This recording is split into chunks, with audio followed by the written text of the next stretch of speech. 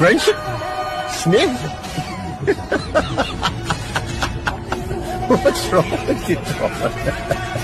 Thomas, ನಮ್ಮೂರಲ್ಲಿ ಒಂದು hit song ಇದೆ ಥಾಮಸ್. ಅದರಲ್ಲಿ 2 ಲೈನ್ ಉಂಟು. ಸ್ನೇಹ ಅಂತ ಒಳಗೊಳಗೆ ಹಾಕ್ತಾರೋ, ಒಂದೇ ತಟ್ಟೆ ಅನ್ನ ತಿಂದು ಮುಹೂರ್ತ ಇಟ್ಟ.